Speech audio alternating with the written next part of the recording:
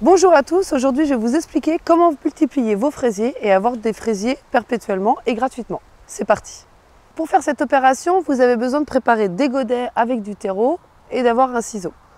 Chaque fraisier, au bout d'un moment, donc en juin et en septembre, il va faire des grandes tiges où il va le créer en fait, donc ce qu'on appelle des rejets, où il va créer des nouveaux plants. Donc quand on prend une tige, on prend le premier plan qu'il y a dessus et on va couper avant le plan, après le plan. Juste un détail, il faut absolument que le système racinaire soit développé. Donc sur celui-ci par exemple, les racines ne sont pas développées, donc on va attendre un peu avant de le couper.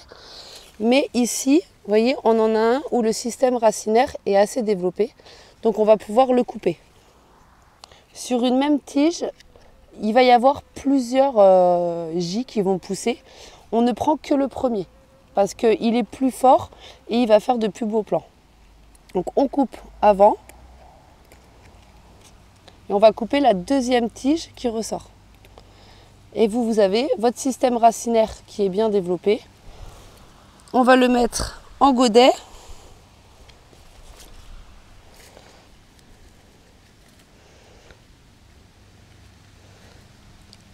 En n'enfonçant pas trop la tête du fraisier.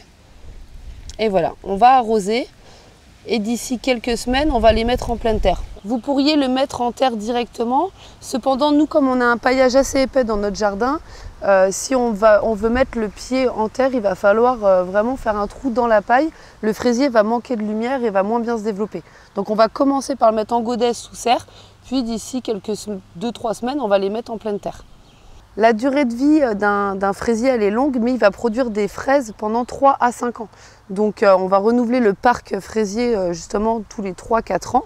Et cette opération, elle permet qu'au lieu d'acheter des plants en jardinerie, vous pouvez créer vos plants vous-même dès la première année et ainsi renouveler en permanence votre parc de fraisiers et multiplier très vite votre production. La période des rejets pour les fraisiers, c'est juin et septembre. Donc vous pouvez faire 2 fois cette opération par an.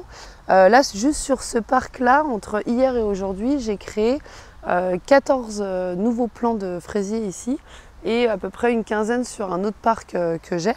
Et ça m'a permis du coup d'avoir 28 nouveaux plants de fraisiers qui dès cette année vont pouvoir produire des fraises. À force de renouveler votre pied, vous risquez de perdre les années lesquelles vous les avez plantés. Du coup, moi j'ai trouvé une solution assez simple. Je prends des pierres qu'il y a un peu partout dans mon jardin. Certaines, je les customise un peu de façon rigolote et je mets l'année en fait de plantation. Donc ça, c'était notre premier parc de fraisiers qu'on a fait l'année dernière en 2019. Et on a fait cette année 3 autres parcs, donc on a mis des pierres avec l'année 2020. Et à chaque premier plant de fraisier en fait, de ma parcelle, je mets toujours une pierre avec la date de plantation. Ça me permet vraiment de pouvoir bien gérer mes parcs et bien les renouveler. Si comme moi, vous voulez déguster des fraises gratuitement et à volonté, vous savez ce qu'il vous reste à faire. À bientôt!